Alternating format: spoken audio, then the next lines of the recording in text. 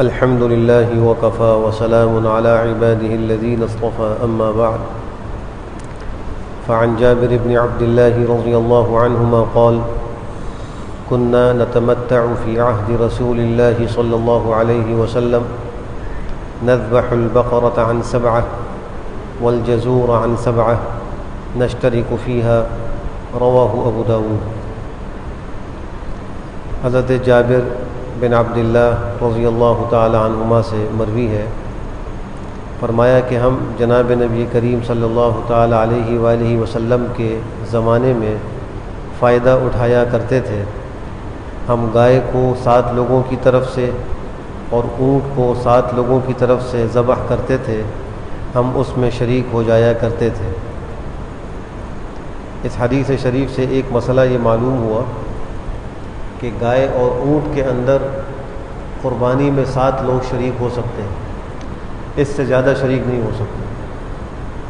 بکرا، دمبا، بکری، بھیڑ وغیرہ یہ ایک آدمی کی طرف سے قربان ہو سکتی ہیں، اور گائے، بیل، بھینس، بھینسا، اونٹ یہ جانور 7 لوگوں کی طرف سے بھی قربان کیے جا سکتے ہیں۔ اس میں ضروری نہیں ہے کہ 7 ہی لوگ ضروری طور پہ شریک ہوں۔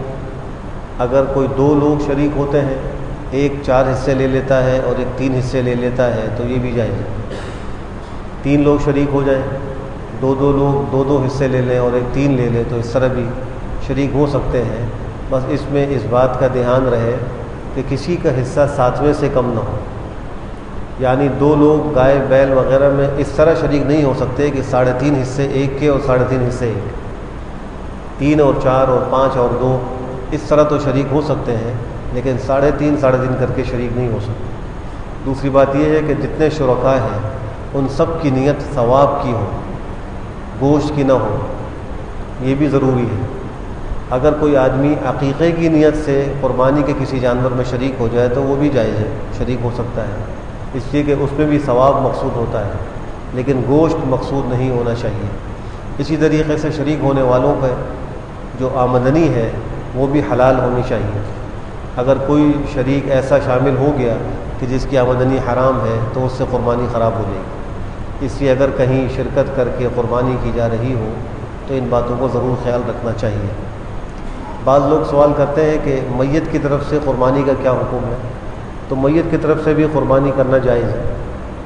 اس قربانی میں جو قربانی کرنے والا ہے گوشت تو اسی کی ملک ہوگا، البتہ جو قربانی کا ثواب ہے وہ میت کو پہنچایا جا سکتا ہے۔ حدیث شریف میں آتا ہے کہ سرکار دو عالم صلی اللہ تعالیٰ علیہ وآلہ وسلم نے 2 مینڈھے ذبح کیے تھے، ایک اپنی طرف سے اور ایک اپنی پوری امت کی طرف سے۔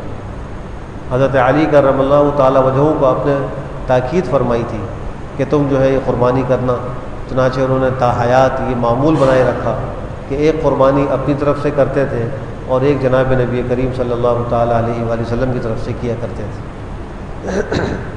قربانی میں ذبح کیے جانے والے جانوروں کی عمر کا بھی لحاظ رکھا جاتا ہے، لہذا بکرا، بکری وغیرہ جو 1 سال پورا ہو کر دوسرے سال میں داخل ہو جائیں تو ان کی قربانی درست ہے، اور اس سے کم کی قربانی درست نہیں ہے۔ عام طور پہ سال بھر کے ہونے کی علامت 2 دانت ہوتے ہیں، یہ 2 دانت کا ہونا مدار نہیں ہے، علامت ہے۔ لہذا اگر کسی بکری یا بکرے کے 1 سال پورے ہو گئے اور 2 دانت نہیں نکلے، لیکن یقین ہے وہ جانتا ہے کہ میں نے اس کو پالا ہے یا میرے یہاں ہی یہ بچہ پیدا ہوا ہے اور اس کا سال پورا ہو چکا ہے، دوسرے میں داخل ہو گیا، لیکن اس سے 2 دانت نہیں نکالے، جس کو یہ یقین ہو تو وہ ایسے جانور کی قربانی کر سکتا ہے۔ لیکن بازار سے جب ہم خریدنے کے لیے جاتے ہیں تو چونکہ آج کل تقویٰ کم ہے، دھوکہ زیادہ ہے، اس لیے 2 دانت کو ضرور دیکھ لینا چاہیے۔ بسا اوقات وہ قسمیں کھا کر بھی کہے گا کہ یہ 2 دانت کا ہو چکا ہے، اگرچہ اس کے دانت نہیں نکلے، لیکن احتیاط اسی میں ہے کہ پورے 2 دانت دیکھ کر قربانی کا جانور لیا جائے۔ گائے، بیل وغیرہ جو 2 سال پورے ہو کر تیسرے میں داخل ہو جائیں ان کی قربانی درست ہے، ان سے چھوٹے کی قربانی درست نہیں ہے۔ اور اونٹ، اونٹنی میں جو 5 سال پورے ہو کر چھٹے میں داخل ہو جائیں ان کی قربانی درست ہے، ان سے کم کی قربانی درست نہیں ہے۔ اللہ ہم سب کو بہتر عمل کی توفیق نصیب فرمائے۔ الحمدللہ رب العالمین۔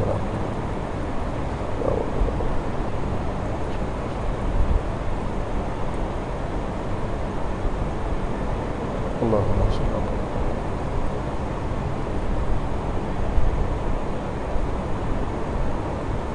اللهم صل على محمد. تقبل الله.